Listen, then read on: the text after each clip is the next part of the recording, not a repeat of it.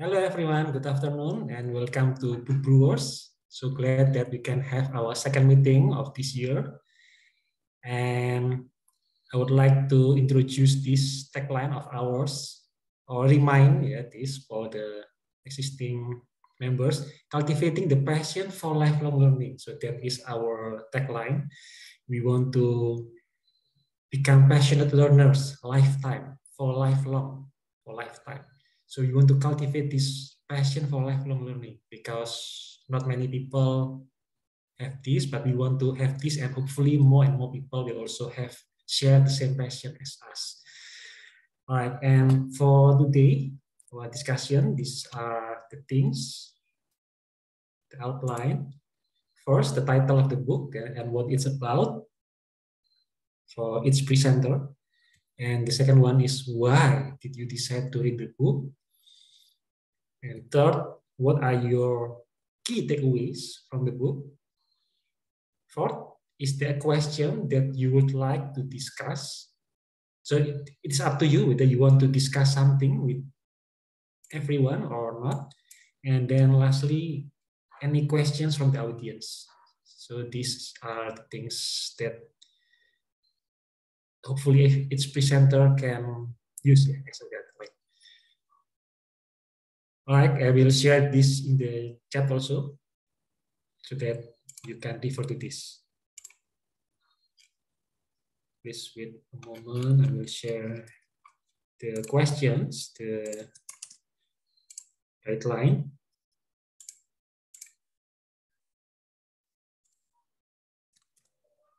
All right. Okay. So for now, we have Fajar, Dias, Ipit, and me. Maybe Fajar first because you have an appointment at 2. No, I will be the second. Yeah. You'll be the second. Yeah. Okay. So not you go first. Lucky number second. Okay. So smart, lucky number So second. I believe Dias is ready. Oh, Dias is ready. Go ahead, Dias. Yay. I just told in the chat that my dentist sliced some of my teeth today because I also just got back from my dentist this morning. They redone some of procedure over here and here, so I feel a bit, but it's okay. Smooth. Pipit, I'm sure you know how it feels. So, okay. The book that I'm going to discuss is How to Sit by Thich Nhat Hanh. So, I think last year or last 2 years, I discussed about How to Walk, also by him. It's a series of book, and then the reason why I read this because it's also one of my 2022 resolutions to finish another book by him, and then the specific reason why I choose How to Sit and not How to Eat and not how to, what else does he have? How to Relax is because I've been sitting a lot, like a lot these days because of working in front of laptop, and um I can't really do the work while standing up because I think only sitting is the only options to do to do the work in front of the laptop. So the key takeaways from the book is it's actually a bit of a reminder that belly breathing is a lot more important than chest breathing. Usually when we breathe while we're sitting, the body part that expands is the chest part, while actually if it's related to mindfulness and related to health, it's actually better with belly breathing. So it's just a nice and simple reminder for me as well. And then I don't have any question that I'd like to discuss because the book it's comparing to How to Walk. It's a lot more, what do you call it? It's more like a step by step on how to sit properly, on how to enjoy, and how to do the most while you're sitting. So I'm not sure whether there will be any further or deeper discussion, except if it's related to health, because we do know that sitting is the new smoking. That's what they say. And then question, yeah, I think I'm open for any questions. So that's it. It's a short one. I can't really talk that much. It still hurts over here. Thank you. Thank you, Dias. Anyone would like to ask Dias a question? Actually, a comment. How to sit? Does it show about the duration also, like that we should not sit too long? And is there any specific duration? No, he doesn't mention about the duration. He only mentioned about step by step on how to make the most of your sitting. So, and then Tej Nhat Hanh also mentioned that if you had to walk for the most of your life, then when you sit once in a while, it doesn't mean that you're stop walking. So it only means that it's a short pause before you can walk more. So I think it's not only on how to do the proper sitting, but it also like an inspiration that just imagine that life is a series of running and walking. Then sitting, it's like time to recharge. It's like time to remind ourselves on how far we've walked. So there's a lot of for me it's almost like a motivational quotes, but for me not in a creepy way. So it doesn't feel really cheesy anyway if you read this Thich Nhat Hanh, the how to sit. I think that's it. Okay, I have. Oh, Fajar, you would like to ask a question, please? Never mind. Okay, so I would like to ask Dias a question. Sure. I noticed here that it is 120 pages long, and the title is very simple, only 3 words, how to sit. So Yeah. I wonder,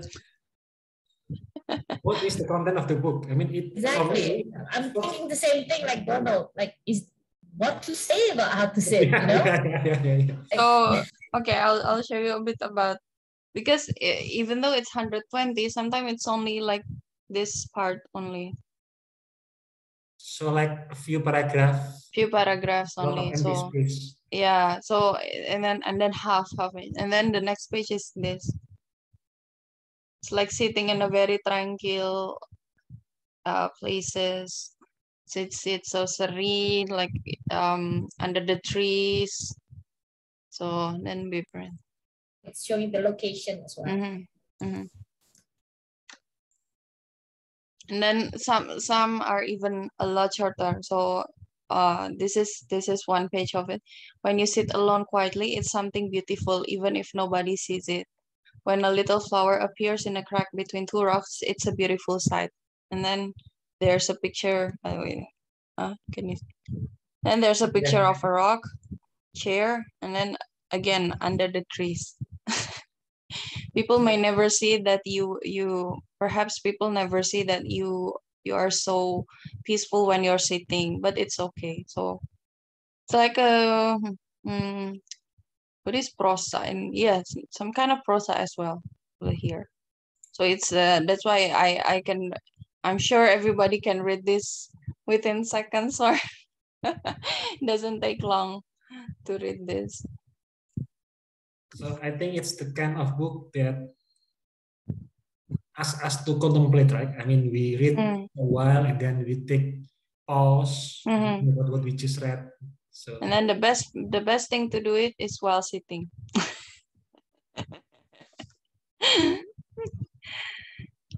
Okay, thank you, Dias. Anyone else would like to a question? One more? Is there any how-to book you want to read more from him? Thich Nhat Hanh? Maybe later, how to see or how to relax. because he has how to eat, how to love, how to relax, how to see, how to sit, and how to walk. How to walk I already presented last year or last 2 years. Now it's how to sit. So maybe next chances, yeah, either how to see or how to relax. Okay, thank you, Dias. Thank you. And next, Fajar, would you like to share? Second So, project. yeah, because in Toastmasters, you learn how to make presentation in 7 minutes. Let's just do it. Okay, whatever that I have to say. Okay, let me share my screen. Yeah. After that, I have to go. Where is it? Yeah, you said at 2, it's not 2 yet. No, not 2. And okay, yeah. Okay, so fellow Toastmasters, today, sorry, fellow book brewers, today I would like to talk about a book, a very interesting book. It's called The Dopamine Nations. The title is Finding a Balance in the Age of Indulgence. So let me ask you a question. What do you think the purpose of life, maybe? Something. Okay, maybe some people will say, oh, our purpose of life is to seek happiness, to find joy in life. Well, it's kind of true, and maybe it's kind of ingrained in our brain, but there is some catch with that, especially in this modern era where we are filled with so many entertainment. So maybe this is, oh yeah, so basically we are chasing dopamine in our daily life. For example, we like chocolate. Some people like nicotine. Some people, yeah, people naturally like enjoying sex. Yeah. And for those who use drugs, they do drugs because it's fun for them, yeah, because it raises the level of dopamine very high. Even cocaine is 225, and amphetamine, some kind of drug, is like 1,000%, like crazy amount of dopamine. And what about in daily life? In daily life, it's more like how we spend time on TikTok, scrolling again and again, or YouTube, or basically the indulgence on the internet, or the indulgence of the nicotine, etc., etc. But did you know, actually, if you consume too many dopamine, eventually the dopamine receptor will become much less. And in a simple way, first, you will get less pleasure from the regular activities. For example, if you, maybe let's just talk, yeah, we are all adults, yeah. I have read some parts in the book. If someone watch too much porn, then the regular sex will become not so interesting, because the receptor of dopamine has become shrink so much. Also, the apa itu?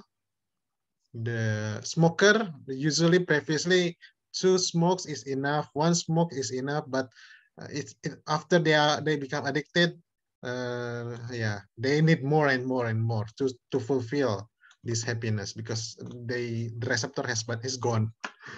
Okay, so as the consequence of chasing too much happiness is that they will lose the ability to enjoy simple pleasures. They are only able to enjoy the high. Yeah, you know, the high. So that's the first lesson. The second lesson is that actually the happiness and pain is like, it actually works in the same place in the brain. So let's say the left one is pleasure, the right one is pain. But in the world of indulgence, like today, like there are so many entertainment, sometimes it becomes like this. It becomes like this. So there are too many entertainment, something like that, too many games, etc.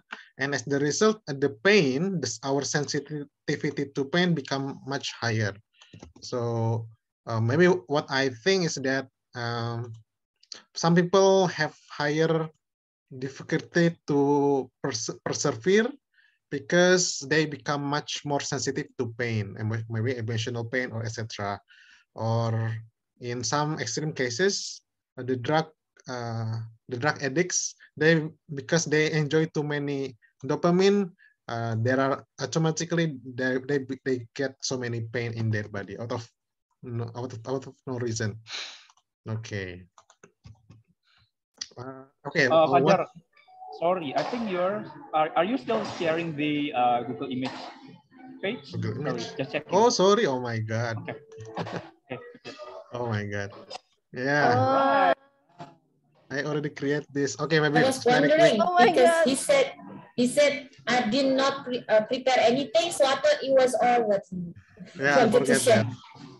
Until So, Angie But asked. why there is my picture over there? I screenshot this. Okay, very quick review. So basically in life, That is there are so so funny. many. That there is are so so- funny. Okay, let's just, I cannot hide it, sorry. Okay, in life we chase happiness, we chase dopamine, but it, yeah, for example, like chocolate, sex, nicotine, etc. For some people, drugs. And if there are too many dopamine, there are too many joys, actually it makes us harder to enjoy our fun, yeah, like this. Yeah, the dopamine receptor become less sensitive. And yeah, maybe previously if you enjoy like having regular chit chat, it become boring. Or if you enjoy doing go traveling, it become boring. So you need more and more to get the same level of enjoyment. And then yeah, if you indulge too much to happiness, you lose the ability to enjoy simple pleasure. Yeah, that's kind of the irony of modern era. Okay, so and also there are other consequences. That is, if we enjoy too many things, to indulge too many things, we become more sensitive to pain. For example, maybe you become less self-disciplined, because self-discipline is like pain, but you will be less tolerant to pain, basically something like that.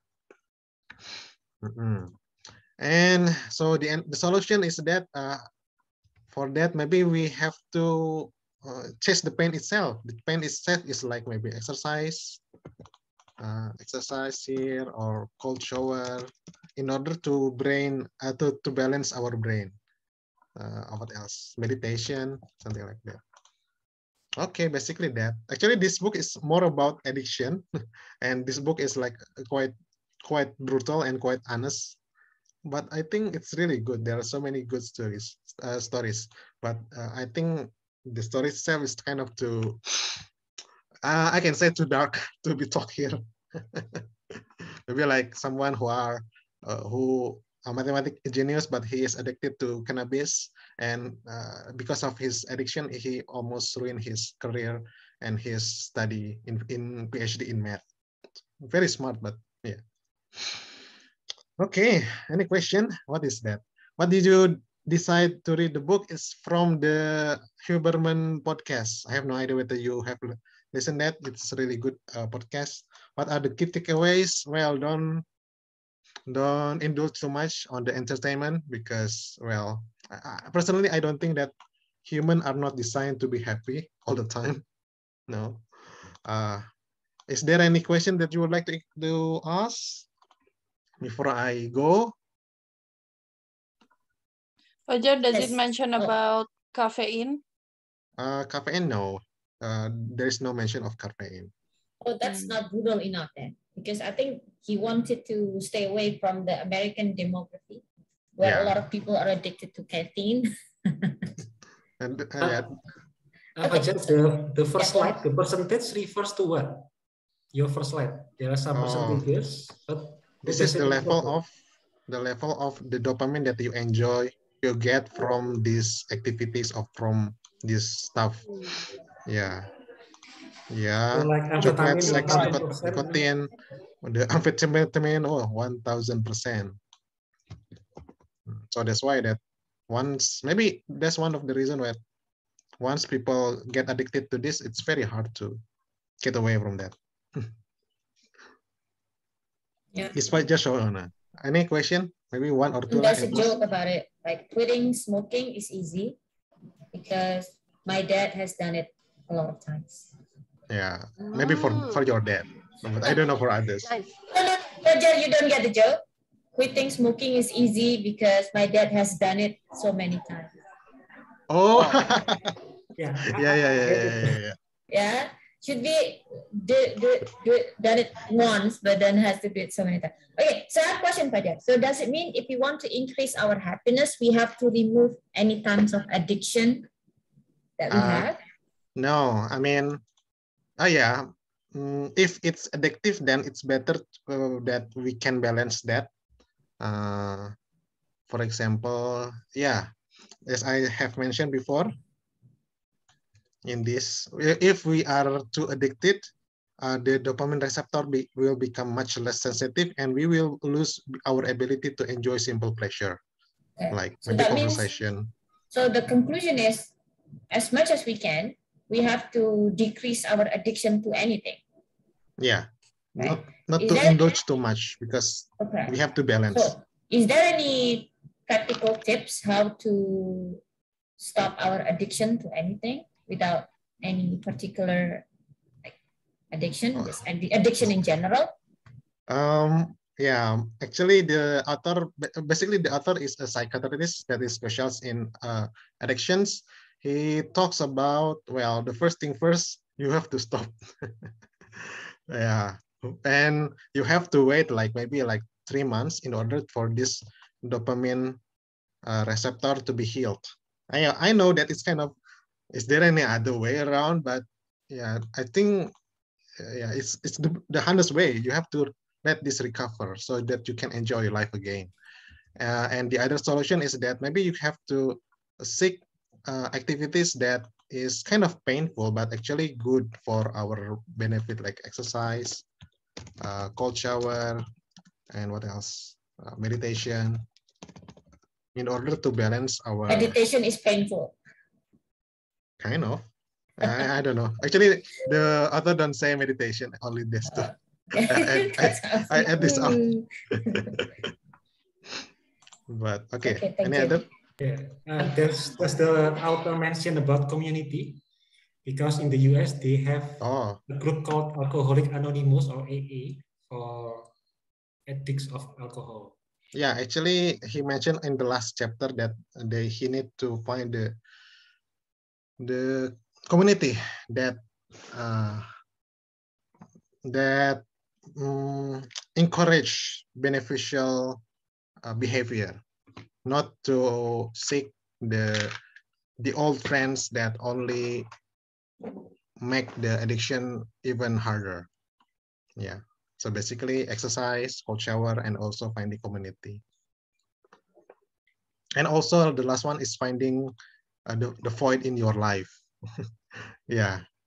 If you feel maybe like sing a song from siapa itu, Ariel, yang hidup ini hampa. Yeah. Maybe you have to find something. Ya, I forget, but ada lagunya Ariel yang hampa-hampa itulah, hidup ini hampa. Nah, you have to find something in order to feel that emptiness. Ari Lasso, Ariel toh. Oh ya, Ariel Lasso ya? I forget. Ariel Lasso. Ariel Lasso. Saya makanya Ariel Lasso, aku pikir Ariel Lasso. Okay. Sorry ya for a very sudden preparation. I should have made it. No lah, we don't need, none of us even have PowerPoint. Okay, I guess that's all. I think actually it's really good. Even if you are not interested in the topic, the story itself is very interesting. I recommend you to read this anyway. Okay, question. Oh, is Donald done? Yeah, please, Michael, please. Oh, okay. Actually, this is kind of self-controlling and self-limiting. If you want to be happy or if you want to be satisfied in the time where you want it, then the other times, the rest of the time, then we need to restrict ourselves by enjoying the pain. Is that right? Yeah, basically we should make sure that we balance our the joy and the pain, quote unquote pain. So this is kind of a thought that it's maybe a little bit broader than the book. Then the question is, if we want to be happy, it actually doesn't related with money, but it's related to how related to pain and how we control our happiness. Is that right? Or is it wrong? It's quite far, yeah. So suddenly become money. Do we control our happiness? Actually, at always least good at summarizing my question. At least if we chase those painful activities, like the healthy painful activities, our life will become happier. Basically, something like that. In a way, it is a way to make us happiness. Something like that. Actually, and even there are some research that prove that, like exercise give the same amount of serotonin compared to the antidepressant drug. Okay, so does that mean in order to find happiness, we have to consciously searching for pain? Yeah, and the healthy pain, maybe like exercise or cold shower. Necessary pain. Oh, necessary pain. Like eating vegetable. Yeah, eating necessary pain. Oh yeah, actually there is a quote from the author of The Art of Not Giving a Fuck. Yes, favorite book. Chasing Happiness. Siapa sih? Mark. The subtle. Mark Manson. Yeah, not giving. So basically, the pursuit of happiness itself is the pursuit of happiness is a negative experience. The pursuit of pain or the pursuit of a negative experience is actually a positive experience. Maybe I will just share it lah ya later. Okay. Kind of expect. So yeah, that's all. Yeah, I think that's all. I have to go. Time to go. 20 minutes for the. Before you go, let's take photo first, Fajar. Okay. Also, Pak Wido, since he came in the middle. Fajar's presentation. If you guys want to grab the closest book to take photo, can be a dictionary. Usually Mike grab dictionary, please, not here. Pak Wido, are you, do you want to join us? Take photo? Oh, sorry. Is it a photo session? All right. Photo session, because Fajar needs to go. Okay. Take this. Mathematics. Wait a minute. It's painful for you, but it's actually good. I just got a book. Okay. Angela, you have anything? Wow. Okay. What book is that? Oh, Al-Quran. Wow. She covered her the first thing I saw in front of me. It's not that I've read it. But... 1, 2, 3. Oh, wow. Pak Wido's Quran is gilded in gold. Yeah, I found it somewhere. You found it somewhere? I found it somewhere.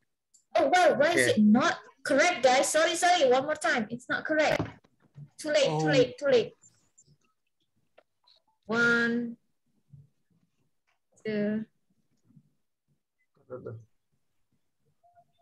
Wait. Some food is coming.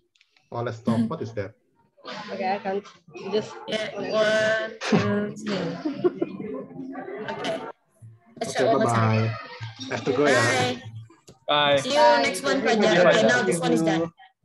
Okay, let's go. Next one. Yep. Yeah, thank you, Fajar, and welcome, Pak Wido. Yes, thank you. Pak Wido, are you going to share a book today? Oh, I'm sorry, not today. I just dropped in to listen in. Yeah, okay. Thank you. All right, so far we already have presentation from Dias and from Fajar. And Pipit, would you like to go next? So today, Michael and Angela do not want to share anything? Angela will share. Maybe Oh, after that's this, good, Angela, because she said I need someone else to do it, and then I'm ready. She said that. So go ahead. Angela, would you like to present now? Okay, but I don't prepare anything. Maybe just stop. Yeah. Yeah. No one prepares anything, only Fajar. So you just, yeah, so you just need to share with us why Just follow the you, guideline over there in the chat. Okay, okay. why you decide to read the book and the key She, takeaway. she already wrote all the guideline. I read it, so I can just read it and then talk about it. Yes, yes, please.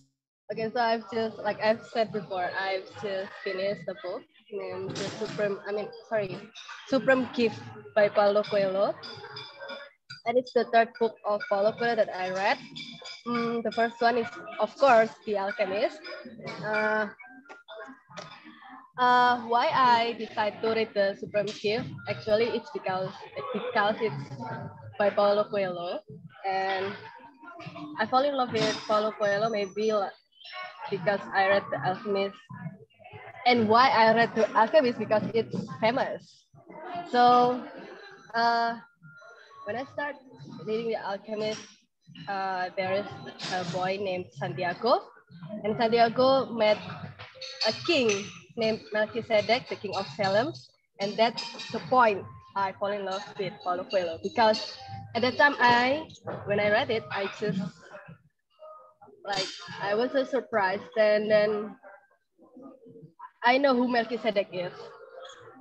It's the embodiment of God. I mean, it's in the Bible. Melchizedek was the king of Salem, and it's the embodiment of God. So at the time, I was like, okay, so Paulo Coelho, you put Christianity in your novel, and I love you. And then I read Paulo Coelho since then. And the second book I read about Paulo Coelho is The Warrior of Light. I don't finish it, but I read it occasionally when I just want some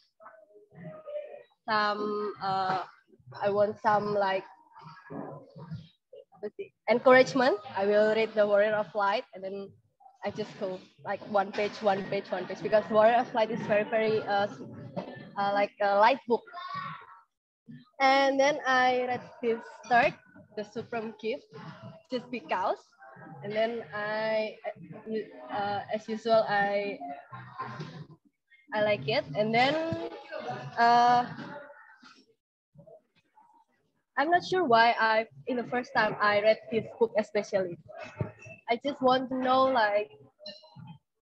what personally I want to know why. And then when I'm Googling it, I just found this book, and then I decided to read it. And it's about love. Love is humble. Love is whatever about love is. And then I stopped reading it a long time ago. And then when I opened my Kindle again, I found this book, and then I decided to finish it. And it's done last night.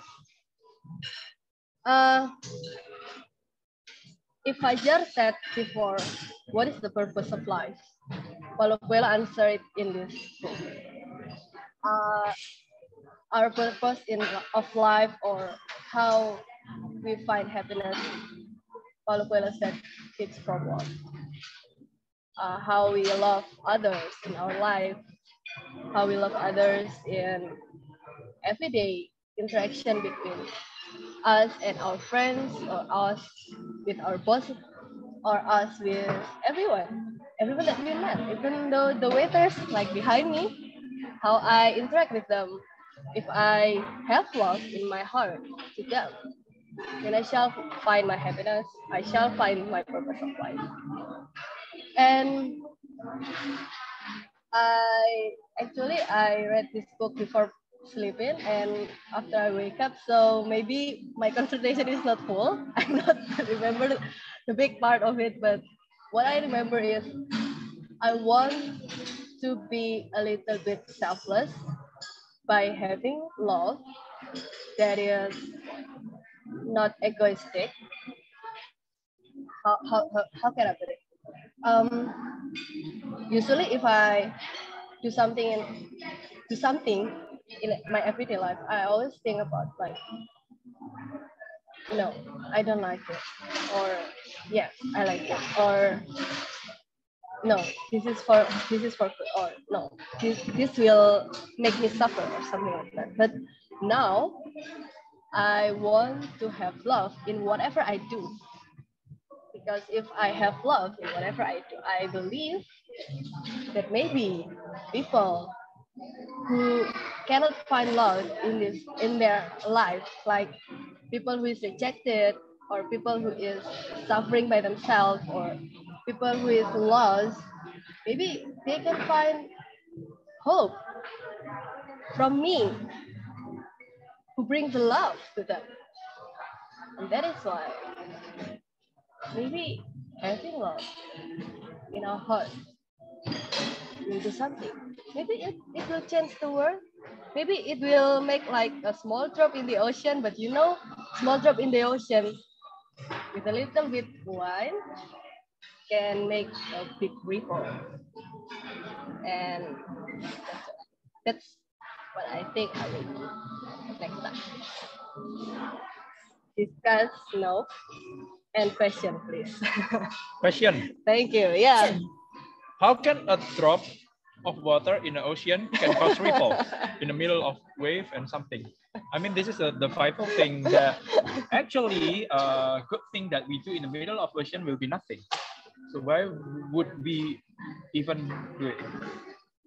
I don't know. No question. But you know, earthquake in the ocean can make a big tsunami. Yeah, that's earthquake, not a drop of water. This is the question that I asked Mbak Pipit like last year, and Mbak Pipit answer about the how can we change a thing if many other things don't do it. And then Mbak Pipit answers, and I think makes sense. It's like how we still do the good thing until the regulator decided make the regulation. Otherwise, I don't remember. Oh yeah. What book was it? That's the questions like what should we still do better? For example, plastic diet. We don't use any plastic if it started by only one person, or being vegetarian started by one person. It won't change anything because the other person will still do the same anyway. Right? It's almost useless. And the factory will produce the. But you know, Michael, there's something called the tyranny of small decisions. The tyranny of small decisions, they call it. So it's small decisions, but done by a lot of people. Then finally, it will be the tyranny. Yeah. So that means tyranny is the change that you want. If many people do it, right? How to move the many people, the people? Then you be the small. Then you be the small drop. If I do the small drop, you'll be affected by me, right? No. You will be. You're just right beside me. Oh yeah. Yeah. Theoretically, you will. Yeah, I think a good example in this case is Greta Thunberg, about the activist in climate change. She was still a teenager and she stood in front of the parliament, I think, by herself, just one person. But then slowly other students follow her, and at the end it became a big movement. And she got invited to World Economic Forum in front of world leaders. So maybe that is an example about the drop in the ocean. Just one person standing in front of the parliament at the time. The climate or the situation will have to help you with that. For example, if Greta's story was not brought up by a local newspaper, then people would never know. Like, for example, the Black Lives Matter was started by an everyday situation when the police, suffocate this George Floyd, for example, right? It was supposed to be an everyday situation. It happened a lot of times. But then someone videotaped it at the moment when he died. That's why I think this is called escalating, amplifying a small situation. So maybe if you are the small drop in the ocean, but suddenly something magnified, right? Maybe it was a small drop in the ocean, but this small drop of the ocean is the water that baptized Jesus, for example. So it's no ordinary water, yeah. So probably that's the one that made a change. There's an what's it called? Escalation of the small thing. Okay, So we need amplifier, which is media. Yeah. You have to be viral. Okay, that's related to a book that I shared maybe 2 months ago about movements. The title is True Believer. You must answer a frustration in the mass. And if you become an answer to something that frustrated a lot of people, then people will follow you. So the frustration is the keyword. Okay. Oh, the frustration. Yeah, actually, thank you, Donald, for sharing that book because I've been quoting that one a lot of times, especially in debate. What part, Bipit? There's a book, a really good book by Donald. He presented it like 3 months ago, but I still remember until now. It's about how politicians make use of ordinary people by take advantage of their frustration. So how, I think the influencing the frustrated, right, Donald? What's the title of the book? The True Believer. I'm sharing it. True Believer. Yes, True Believer. And how you use it in debate? Because that's how easy it is to sway the society by using their frustration. So this type of situation is applicable in a lot of social issues. So how you explain the wrong person won the election, for example, because you try to provoke them, ignite, yeah, with something that frustrates them the most. Oh, contoh kayak tentang ras gitu-gitu ya? Yeah, whatever it is that people are frustrated about something, then you use that one to gain power. Yeah, or to win. a prime example in the book is Nazi, Hitler's Nazi. So at that time, Germany, they have identity crisis because they lost World War I and they had hyperinflation. So the self-confidence of people are like, and also economic life. But then Hitler came and with an answer. That's why from one person became a big movement. Yeah. So that's, and also how they use the same strategy to recruit terrorists, for example, terrorists. So there are people who are frustrated, can be for their poverty, can be for, I don't know, for some reason. But then it's supposed to be frustrated for A, but then this frustration was used to let them to do B. Yes, it probably has nothing to do at all. Smart one. Smart one. So it makes us wonder, if you are frustrated, you are actually very vulnerable to influence. So just for myself, it's a good reminder for me when I'm frustrated. That means, I have to be extra careful. I can be used easily. A good book related to it is Surrounded by Psychopaths. Can you explain a bit more? Surrounded by Psychopath. Yeah.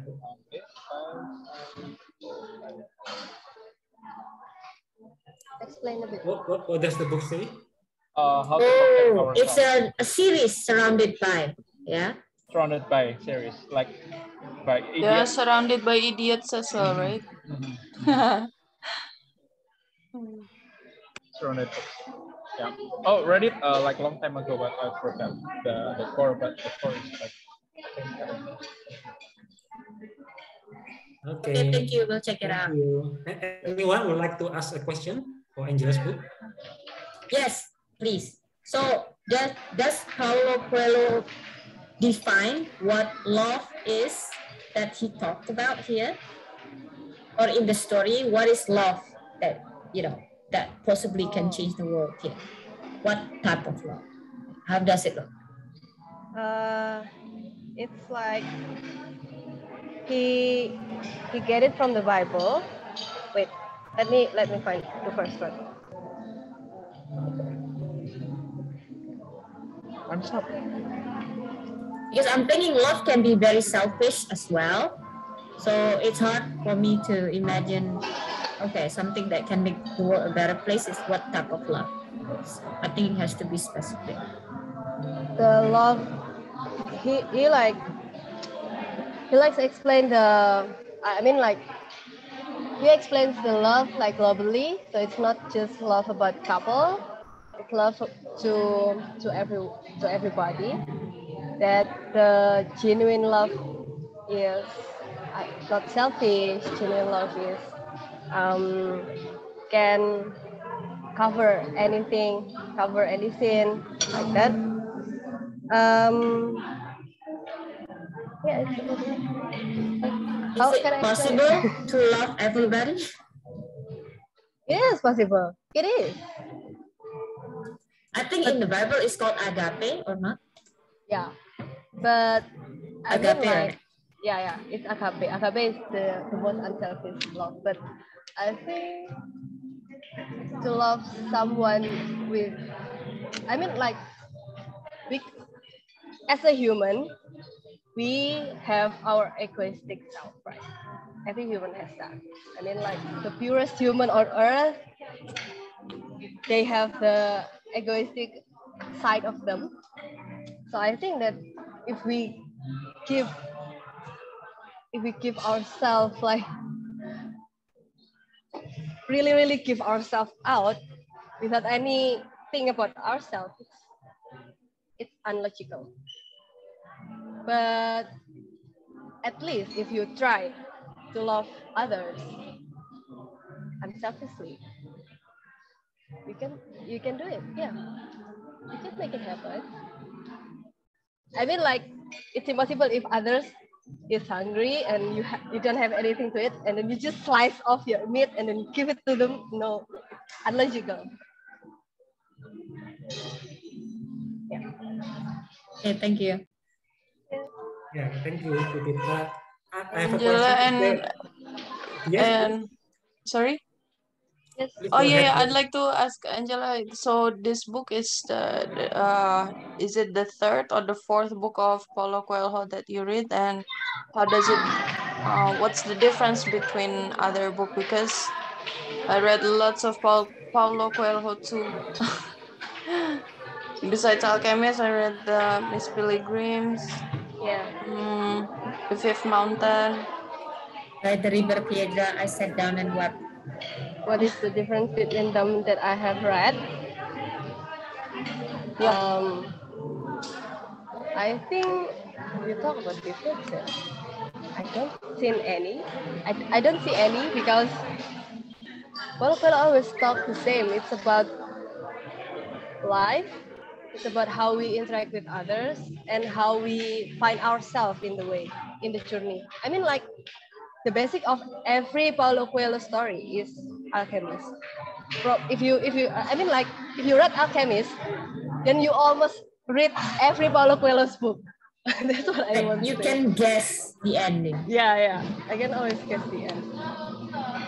But the differences between Warrior of Light and this one, Warrior of Light is give you bravery, but this book about love, the supreme gift, gives you about how you be the gentle part, how you can awaken the gentle part of yourself. Okay, thank you. Yes, maybe one last question from me. Is there a story or an example from the book that inspired you about love? Story that inspires you. I can read the book. Yeah, from the book. God. There is part that inspired me, but I forgot which part. If no, it's okay. Just maybe there is something. Is there any quote maybe? Because usually like this beautiful sentence. Yeah, but I don't bring the book with me right now. Don't worry. Yeah. You can pass it on to Michael and then Michael can share it in the WhatsApp group, right, Michael? Oh, sure. Yes. Okay, I'll give it. Will do. Okay. Thank you, Angela.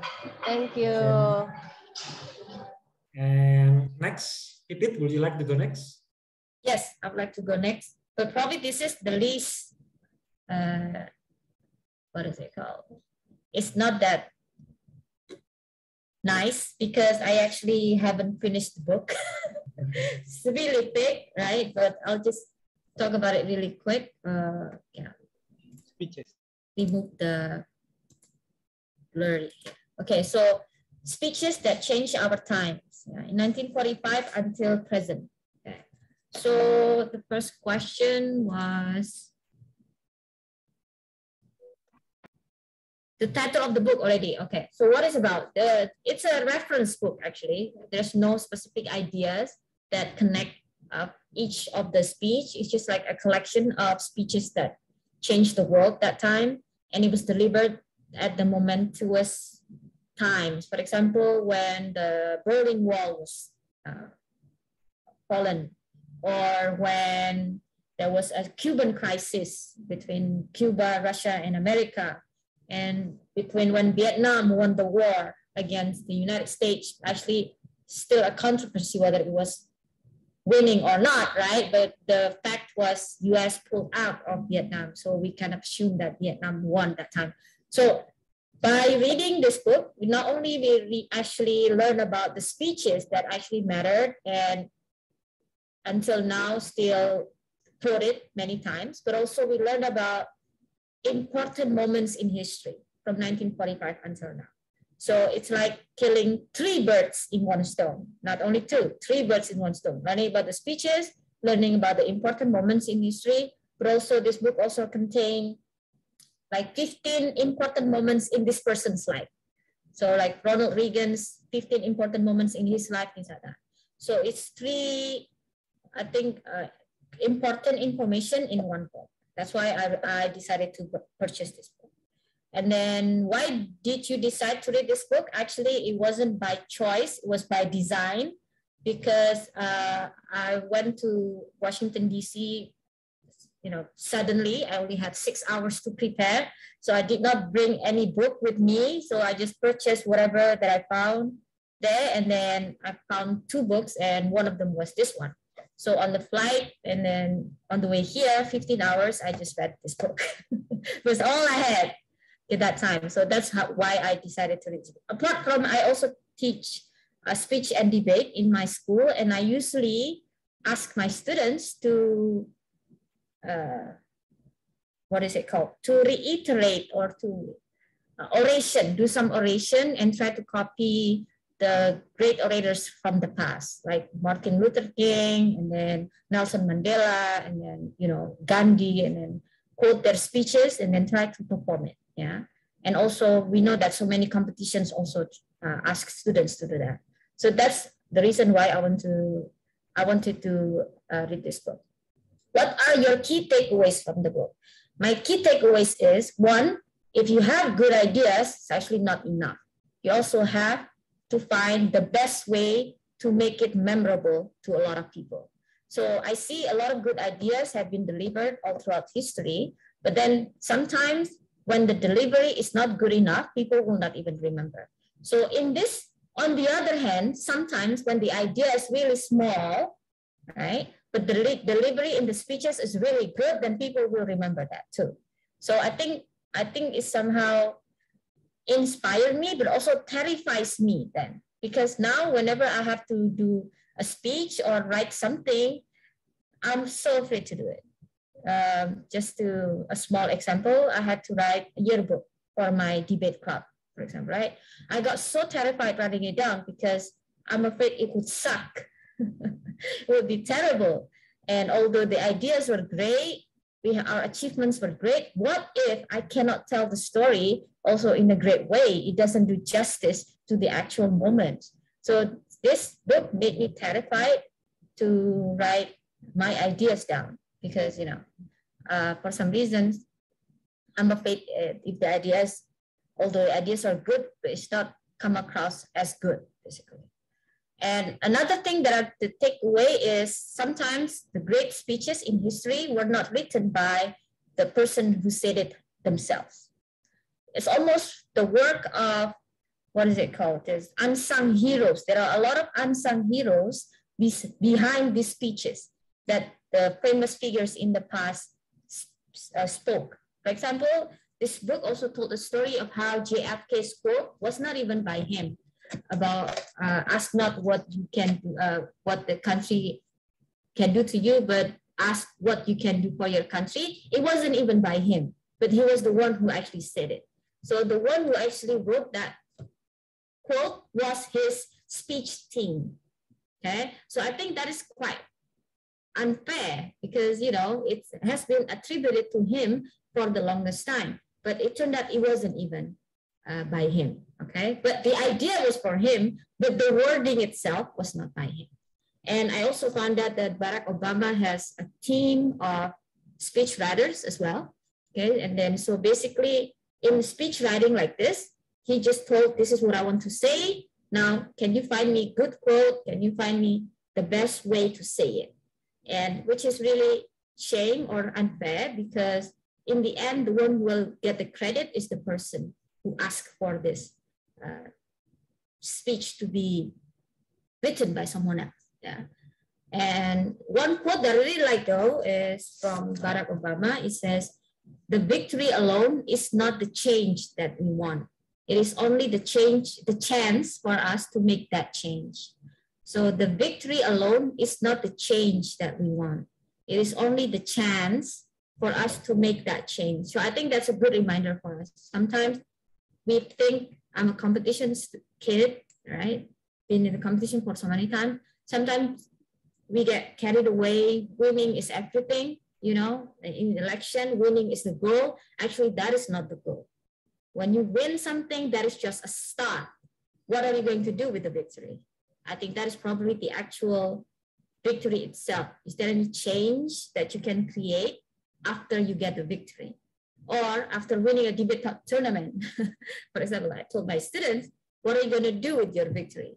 You know, will it make you a better person, or in practical, will it make you accepted in prestigious university? So that is actually the end goal, not the victory itself. And then, is there any questions that you like to discuss? Probably, is there any famous people from the past that you idolize? Maybe I can tell about them from this book if they happen to be in the same book. Would you like to share? Well, the very famous one is I Have a Dream, right? Yes, I Have a Dream is totally here. Wasn't written by him. Really? Oh, No. So he actually has a team. He had a team. Yeah, Martin Luther Jr. had a team who was the congregation, the member of his congregation with the speeches. But again, the ideas were from him. Yeah, and then. But the words were the suggestion from other people. And actually probably the only known speech writer in history that was quotable was only Abraham Lincoln. Abraham Lincoln wrote all of his speeches himself. Yeah. So I'm not sure about other people like Hitler or whatever, whether they had a team or not. But in this book, it says Abraham Lincoln wrote all of his speeches himself. Martin Luther King Jr. is here. Anyone else have an idol in history? New fact. Wow, thank you. New fact? I mean, yes. New information, not new fact. Yeah. Do you know the book, When Grief Becomes Air? Yep. You know the book, right? It's quite famous, right? Actually, the book itself is just okay. You know what makes it famous? The title. The title. So that's how important the word formation is. When grief becomes air, when you listen to it, you feel like, well, this is exactly the moment when someone dies. When someone died, their grief becomes air because there's no breathing after that. Okay, so that's the power of the words combination is really important, and it's amplified in this book. See, you agree the book is just okay, right, Fajar? Yeah, only the title makes it very displayable. Good display. Yeah, just comment for When Grief Becomes Air. I think, in my opinion, what makes it famous is that the irony, because in this case, he was a famous doctor, like a neurosurgeon or something, and then the one who had the brain cancer was himself. So I think the irony is what makes it, oh no, something like that. That gives brain cancer is something we cannot. It's like a lottery. Right? It's not. It wasn't his fault. He got brain. That he was a neurosurgeon. So the irony is what attracts people. At least that is the case with me. Oh, so okay. The irony is what attracts me. For me, it's the word permission in the title. Okay. Thank you, Pipit. Any question about the book? Michael? Michael Angela. So you said that you learned something about speech writing. In what particular way you learn about speech writing from that book? There's no about speech writing that I learned from this book. It just makes me very terrified, because like, if you have good ideas, but you do not write it in an astounding way, it says here, the history will absolve your ideas. Actually here, the Fidel Castro speech. So if you cannot deliver your ideas in an astounding way, the history will absolve. Is that a word? Absolve? Yeah, your ideas. So that makes me, I don't know. Doesn't it make you terrified? No? Okay. Kinda. Kind of. Is it true that Winston Churchill wrote it himself? I think so, because I'm reading the book about him now, and he prepared 3 hours for his first speech in front of the radio. Is it the what is it? We will not give up. There are some speeches. Oh yeah, okay. He made several famous speeches, not just one. Yeah, the one, we will not surrender. Yeah, that is the most famous one. That one, right? Okay, but that one when he just became the prime minister, right? Yes. After that, he was too busy for it. He was too busy in the war room. So no more speeches by Winston Churchill. But yes, I think we don't give up. We don't give up. We shall not surrender. It's attributed to Winston Churchill. But can you imagine how simple the expression is? We shall not surrender. Right? We shall not surrender is very simple, right? Actually, he elaborated. We will fight in the mountain. We will fight in the streets. Yeah. Pipit, until which era of the speech? So is Greta Thunberg also mentioned there? No. Greta Thunberg wasn't mentioned there. The last one is by Antonio Gutierrez, and he was in 2017. Yeah. Because I have a little book by Greta about her speech, like Our House is on Fire, the one that the first speech. Yeah. Malala was here though. Malala is here. Greta is there. Yeah, probably I'm not a mainstream here when it comes to Greta. I don't really like her that much. Greta. Because Greta is a lot of distractions. Like if you see the young pioneers of the fight for for climate change, actually the one who actually do things are other people, not Greta Thunberg. What Greta did was, yes, delivering speech, not by herself, right? Because she had a lot of help writing the speeches, and also most of the time she was angry. If you watch, her speeches in front of the United Nations and the Parliament, she was angry and all of these things. And when she wrote Train in Germany, she actually wrote it first class, but then posted on the social media that she was actually on the floor, which was not correct. Okay, a lot of people. So she created this persona in social media that, I don't know, what is it called? Questionable. Yeah, not questionable. It's very okay. I wrote the train on the floor and things like that. Like she's a very class bawah or something. But in reality, she actually traveled first class, something like that. So that's another. So it's almost like a pencitraan in so many instances of Greta Thunberg. But there are so many other young pioneers who even invented this technology to collect garbage from the ocean. For example, that's like a real contribution. Yeah, right. Contribution. Yeah, but this person was not even mentioned at all, only because, you know, not celebrity enough. So I'm pretty. It comes back to the drop of water becoming a ripple and a wave. So it's a wave, while others doesn't become a big wave. Yes. There are some waves that make ripple. There are some that do not make ripples. It actually depends on where the sea is, actually. If there are boats in the sea, then that wave will have an effect. But if that drop goes to an empty sea, then it just goes to the wave goes to the beach and disappear.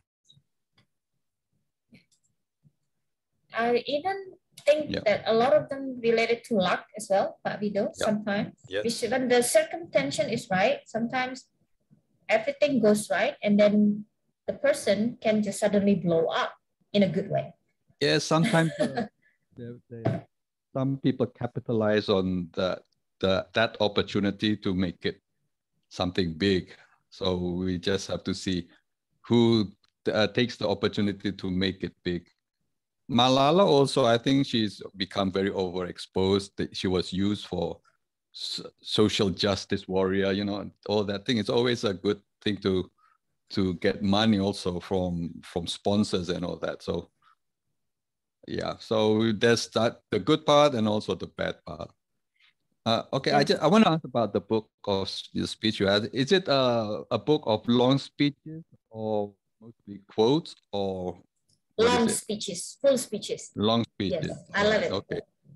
Sukarno, is Sukarno in the book? No, that's another thing that I would like to criticize.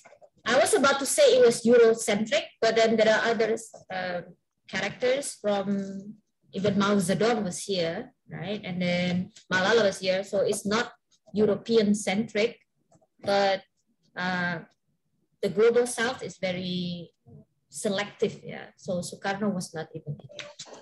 Right. Che Guevara was in it though. Che Guevara, I love Che Guevara. The speeches was all in the first language or in English, meaning that none of it, some are translated into English, or the speeches were all in English? No. Some of them are actually were delivered in other language. Like Che Guevara was delivered in Latin and Spanish. And then Mao Zedong obviously spoke in Chinese, but there was an official translation. Yes. But I was thinking maybe Sukarno was in it. But this is another thing, Pak Wido. Do you know that book, Di Bawah Bendera Revolusi, DBR, by Sukarno? Actually, that book was supposed to be, I read it, it was amazing, right? But then I also found out that the book contained a lot of excerpts from other books. You know what I mean? Yeah. So I don't know which of the ideas were that original. So probably the same as Pak Sukarno's speeches, it was hard to tell which one is original. Like even when he said the year of living dangerously, right? It was very, even for some time, it was attributed to him. But then after a few years, people realized, oh, actually he quoted from someone else, from Italy. But he did not mention who it was. So in Toastmasters, it was unidentified materials. That's why if it's not original, probably they do not include it here. Okay. Yeah, that is the question. What is actually original or not? Exactly, what is original? Thank you. Okay, Fajar, you would like to ask a question? Never mind. Is there any famous people in the past that you want to know about? Maybe Donald, you have a lot of people you know in the past. Yes, from the past. But before 1945. So who? Sorry? Who? Before 1945. Yeah, like Churchill, and then. Oh, Churchill is here. Churchill is here. Oh, Churchill is there. Okay. Yeah, Churchill is here, but this speech from 1946. An iron curtain has descended across the continent. Roosevelt? Roosevelt, no, it's too old. I mean, it's very different. I think he died, was no longer in public in 1945. But Churchill is here. You want me to read his quote from this particular speech? Yes, please. Okay, 24. I'm so happy with this book because I get to study 3 things at the same time, not just the speeches, but also the historical moments. It is a solemn moment for the American democracy, for the primacy in power is also joined and awe-inspiring accountability to the future. So it's talking about, wait. Okay, so he was invited to America to receive an award for helping the World War victory, right? And then finally he said, an iron curtain has descended across the continent, but we were able to break it. So that sounds like 1950s? No, in 1946. 46.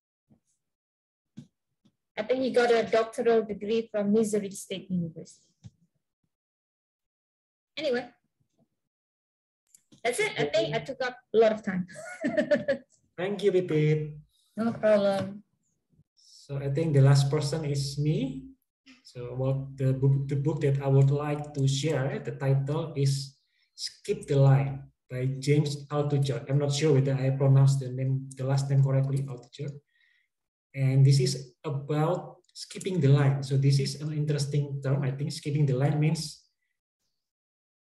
you do not want to spend 10,000 hours because there is a famous rule called 10,000 hours rule, made famous by Malcolm Gladwell in Outliers. But the book in essence says that I do not have 10,000 hours to spend to reach the top of my field. So how can I take another way? But I do not want to take shortcuts either because shortcuts is unethical, right? So the term that he uses is skipping the line. So instead of following the line, the queue, like everybody else, and you have to spend 10,000 hours, you move out of the line and then you skip the line ahead. So that is the essence of the book.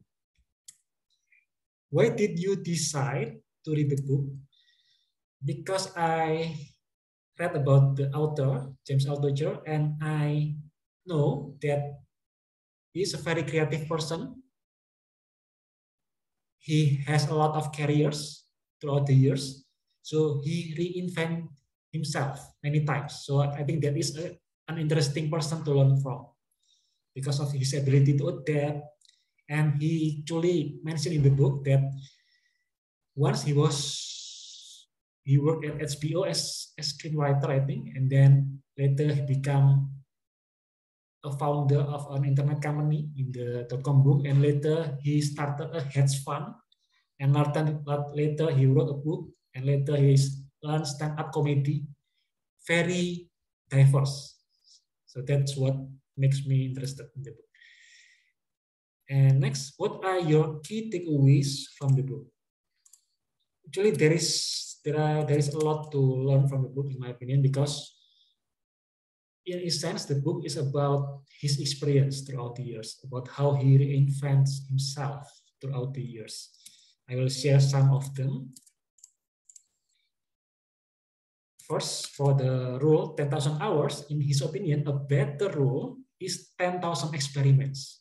Instead of 10,000 hours, you do 10,000 experiments, meaning you try many things in your life, but it must be something simple with little downside, but high upside. And you keep trying new things, and then many of them will fail, but some of them will succeed. Let me read a quote from him.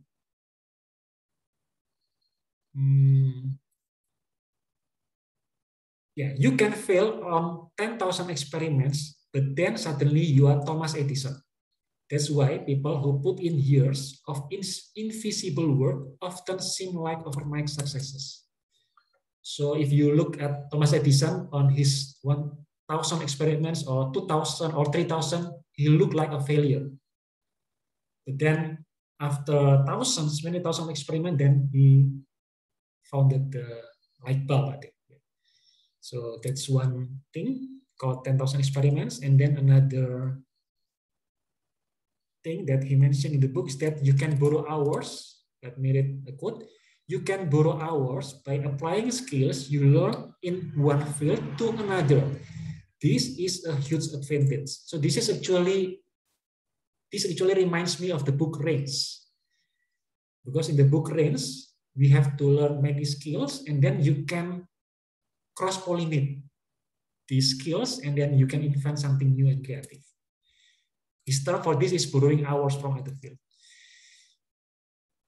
And another thing that is interesting for me is being an outsider. If we are an outsider, we are an outsider in a field, we are forced more or less to skip the line because we cannot wait like everybody else. And an example that he gives is Albert Einstein.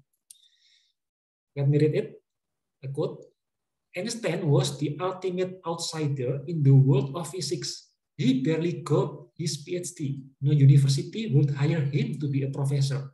The best he could do was get a job at the Swiss patent office. So he was an outsider, and he used this time away from academia, away from other scientists, to think about special relativity. And then when he was ready, he shared the result with the world. And one more, I think, because there are quite a lot, but the last thing that I would like to share for today is the 51 rule. We know about the 80-20 rule, the Pareto principle, but he takes it further and he calls it 51. So if 20% of your effort gives you 80%, then actually you can drill deeper and you find the 1% that gives you 50% of the result. So you find the core. Yes, you will get only half of the result, but then you need to spend just 1% of your time and energy. He gave an example. He started a website about personal finance in 2007, and he added a lot of features on the website, and he was very proud. But then when he looked at the page views, the visits, actually one section of the website had most of the page views, and that was the message forum. But then he dig deeper, and he found that just one person in the message forum actually generated most of the traffic. And this one person was a well-known investor. So that is the 1%. Since then, he focused on inviting other well-known investors to his website. So that is the 1%, the core of the core. And he used it to expand the website. So that is 51 rule. All right, so those are the key takeaways. Is there a question that you'd like to discuss? Well, no. Any questions from the audience? Yes, please repeat. Michael, go first. Okay, Michael first. What's the difference between shortcut and skipping the line? I mean, in terms of like minutes to the 10,000 experiments, it takes time also, despite it might not be 10,000 hours. I'm sorry, I cannot hear you clearly. Is the question? Sorry, the microphone is here. So, yeah. So what differs shortcut and skipping the line? Knowing the fact that if we still need to do the 10,000 experiments instead of 10,000 hours, then Mbak Pipit knows what I mean, and usually she can paraphrase my question better. Mbak Pipit, over to you. Yeah, what's the difference between 10,000 hours and 10,000 experiments? Because 10,000 experiments also spend a lot of time, if not possible, more than 10,000 hours. Aduh, and, thank you, Mbak Pipit. Difference between shortcut and skipping the line. So, and this is always happen. Mbak Pipit always phrase my questions better. Thank you. So 10,000 experiments also takes a lot of time and effort. So what is the difference with 10,000 hours? The difference is that with 10,000 hours, you spend all this on just one thing. But with 10,000 experiments, you try many different things. But if the idea was, if I don't have time for doing this 10,000 hours, so the goal was not about saving time then, because in terms of time spent, it will be the same amount of time that you have to spend. No. Let me read another quote from the book. It takes 10,000 hours to be world class at any one thing. It takes 1,000 hours to be world class at an intersection of two things. It takes 100 hours to become world class at the intersection of 3 or more things. That's a quote from the book. So if you try to become the best photographer in the world, it takes 10,000 hours. If you try to become the best nature photographer, it will take less hours. If you try to become the best deep ocean photographer in the world, even less. So you now change the goal then. But To be more specific. to find the right combination, you need to try many things. Oh. Yeah, that's why it's 10,000 experiments. Then you find this work. I can combine this.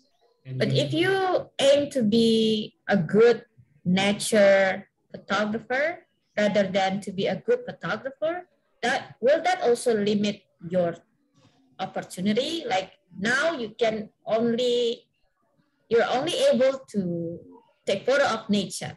You cannot take, I don't know, war photos or whatever, right? Okay, another quote from the book. I already prepared some quotes and happen to be asked. And the quote is, being the only is often more important than being better. So instead of trying to be better in one field, actually another term for this is, from a business book, is you find a blue ocean instead of a red ocean. In red ocean, there are many competitors, but you try to find a blue ocean. You are the only one there. Oh, so the goal is being the only one who can do that thing. Yes, so we innovate and we become the pioneer in that thing. But usually the thing is an intersection of several things. Yeah, regardless it's popular or not. For example, ice cream rasa pecel, for example, right? No matter people want it or not. But... Selamat mencoba. You know what? There's a reason why no one makes that. That is one experiment. So you do that. You make the experiment easy. That's why it's 10,000, because you do a lot of experiments. Make it easy, little downside, cost little, high upside. So nothing to lose. If it fails, then you learn something. If it succeeds, then you can. Oh, thank you. What about the thing that if you do things wrongly, for example, in the case of Thomas Alva Edison, for example, if we keep doing the wrong thing and we keep promoting it to our surrounding, doesn't it become a backfire? Or becomes the truth? Or become the truth? So, the repeated mistakes is a truth, right? Nggak, maksudnya walaupun itu salah, if it's diulang-ulang, lama-lama that accepted as the truth. Iya, betul. Kesalahan yang diulang jadi kebenaran. Yeah. No. An experiment is you try something that you have never tried before. That is called an experiment. If you already did it before, that is not an experiment. So you try something new. Oh, Donald, this book will be dangerous for me and for Dias as well. Like me and Dias spend too much time trying something new. We're not an expert in anything, right, Dias? Now this book kind of encourages you to try something new. Like, oh my goodness. Okay, I have a question, Donald. So how do you find the core 1%? Are there any tips how to find the core 1%? Actually, again, the tip is experimenting. So it is actually in the title of the book. The title of the book is the subtitle, skip the line, the 10,000 experiments rule and other surprising advice for reaching your goals. So how do you find your 1%? You experiment with several things and then you look at the result, and then a small portion, as it turns out, give majority of the result. So that's how you find it. Follow-up question. If we haven't tried those many things, how can we know that those top 1% is the right 1% instead of it's the 1% because we it's what is the how can we share that that 1% is the right 1% instead of the fact that actually the real 1% is not yet explored? Yes, I get it. So experiment is constant. It means that if currently you find your 1%, it doesn't mean it will be your 1% forever, because the experiment never stops. So you keep experimenting, and maybe you find something else that is better than this one. So you do not find a holy grail and then you stop experimenting. No, experiments last a lifetime. I love that. Find a better 1% next time. Yeah. By the way, one more thing. But by focusing on the 1%, because you spend just small amount of effort on this sorting, you have 99% free, right? This 99% can be used for experimenting with new things. You answer my next question. Thank you. Before I even asked it. I think Fajar has a question. Okay, maybe not exactly a question, maybe a comment. So there is a saying about, in order to be a world-class expert, you need 10,000 hours, right? Yeah. Although personally, I don't 100% agree with that, because doing something again and again doesn't necessarily make you a better expert. For example, I have some experiences with some teacher who have taught like 40 years, but their ability in teaching is still horrible anyway. And I think that 10,000 hours is basically like just repeating what you are doing. But if you don't improve that, then it's just repeating the habits. There's no improvement. Oh, yeah, I have to go to bye. Fajar. Okay. It takes a long time to do something for 30 minutes. Yeah, Fajar's comment is actually another book, not covered in this book. But the answer to that, not from this book, but from another book, is that you need to do deliberate practice. So you do not just doing 10,000 hours of the same things, but you do deliberate practice. But that is another book. That's Angela Duckworth. Actually, the person is Anderson or someone, yeah. Not great. Deliberate practice is not great. The title of the book is Peak, I think. I forget the name of the author. Peak. I will find it. Yeah. Oh, okay. Well, I read the same thing in Grit, Angela. Yeah, but that is not from this book. Actually, this book is against that. Oh, yeah. Yeah, just like Range against it, right? Range also against Grit.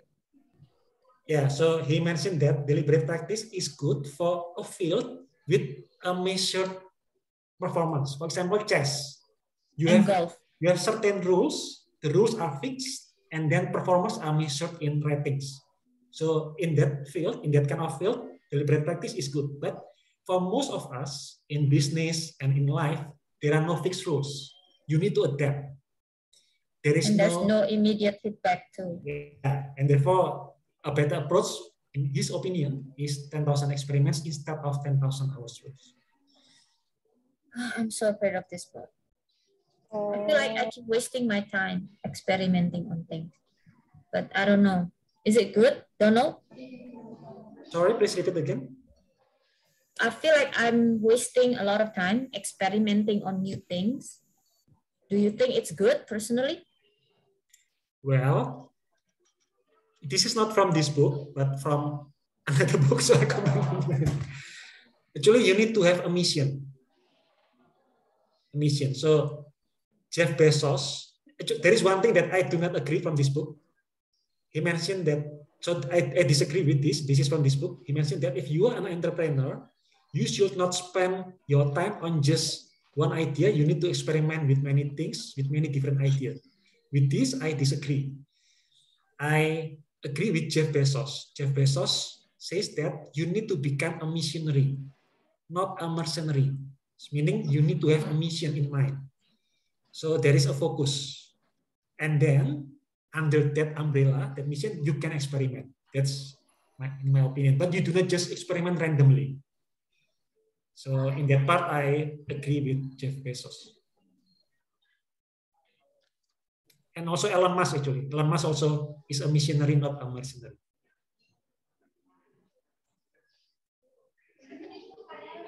Okay. Any, maybe one last question before we...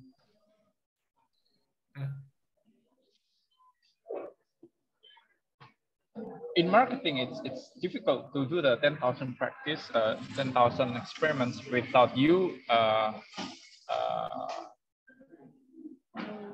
kehabisan resource. Marketing. You mean financial resource or time? Financial resource as well as the time. I mean the resources.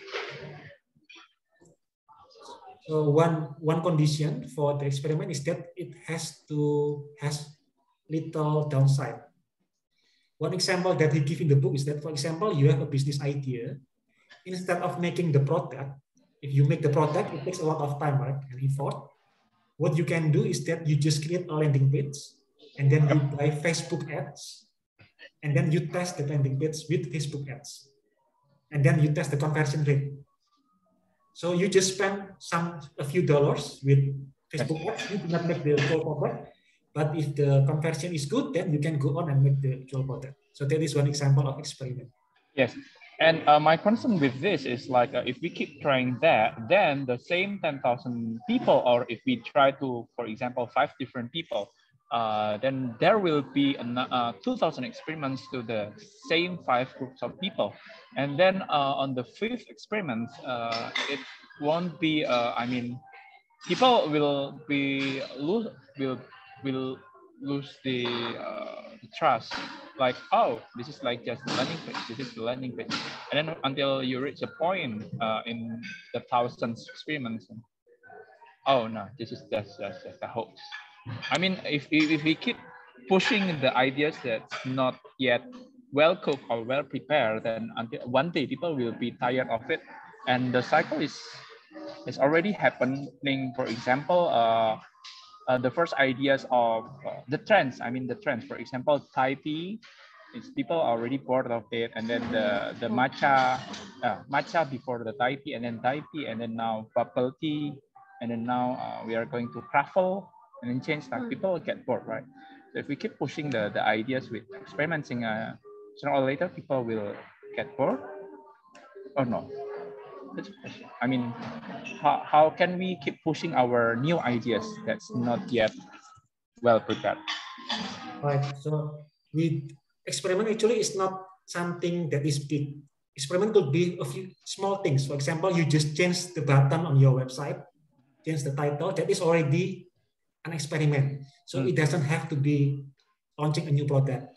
Just tweaking small things in your, maybe the flavor, or that is already come as experiment. So only occasionally do we have something like a product launch, only occasionally. That is a big experiment, but you can make a lot of small experiments. So you just tweak, and tweakings is already experiments in this sense. So I agree that if you just launch half big products all the time, then people will lose trust in you, right? Because I mean, all the products are half big. Yep. But actually, with this mindset is that you keep experimenting with your marketing message, maybe some product features, you make it more prominent. So those already count as experiment. But the book doesn't mention we have to keep on experimenting in relationships, right? 10,000. No, that is another rule. So the book, the title, it takes a lot of time, yeah, this book. So the title of the book is 10,000 experiments, but that is just one rule for skipping the line. There are other rules that are not experiments, that we don't have the time to cover those. So there are rules about relationships actually, but those are not 10,000 experiments, different rules. Yeah. Got it. Good. Thank you. Okay, thank you everyone. So I think enough for this. Pak Wido, maybe would you like to share something? Yes, just interesting listening in on the book discussion. I haven't read the book, so I cannot contribute, but interesting experiment. He did a lot of experiments. He became famous, but actually his competitor actually did better, Tesla, but because of how he framed it and how he promoted it, he became more famous than Tesla at that time. So luck also has to do with it, and who your sponsors are also. Yeah, to do experiments, how many hours? Of course, you have to find sponsors. Some people want to do many hours, but when the funding runs out, then you just have to stop. That's in Loonshot, actually. This one, the book Loonshot, Pak Wido. So Yes. they call it protect your love your artists and your soldiers equally. Protect your artists and your soldiers. So in the company, there are people who have to keep on experimenting to make the products become better, right?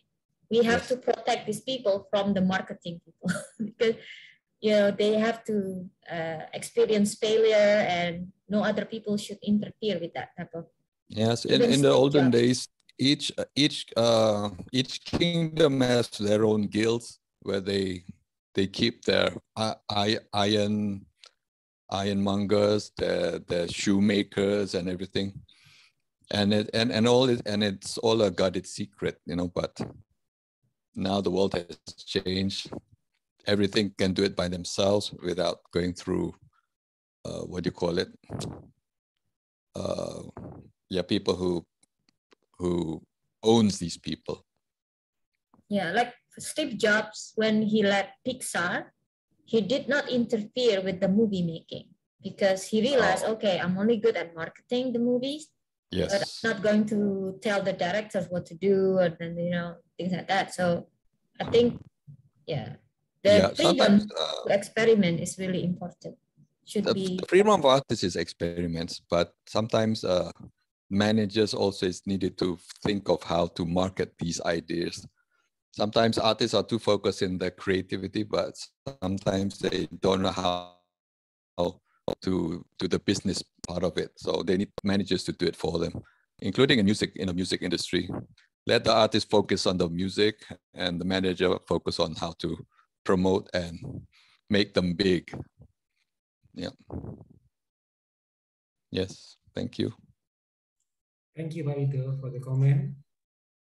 Anyone else would like to give maybe like closing comment before we close? Yes? Would you like to say something? Okay. Diaz just came out of shower. No, I'm waiting for my massage. What do you call to come pijat? Oh, using what? No more Go Massage, right? No more Go Massage. Someone will come. Okay. What provider? Not through Go Massage. Is it her own massage? Oh, okay. Okay, everyone. Thank you for joining our meeting today. We will have our next meeting on the second week of March. Next week. The default time is 12 p.m., but can be adjusted as needed. Kidit, would you like to say something? Yes, actually, my turn next month, right? Okay, so see you guys on 13th of March. A month from now. Okay, thank you, Angela, for joining us. Thank you, Michael. Yeah, my pleasure. Angela, please come again so you will be part of our book group officially. Yeah, you come twice, we will invite you, yes. Yes, join 2 times at least, then Okay. Noted. Okay, thank you. Bye-bye, everyone. Thank you, everyone. Have a great weekend. Bye-bye.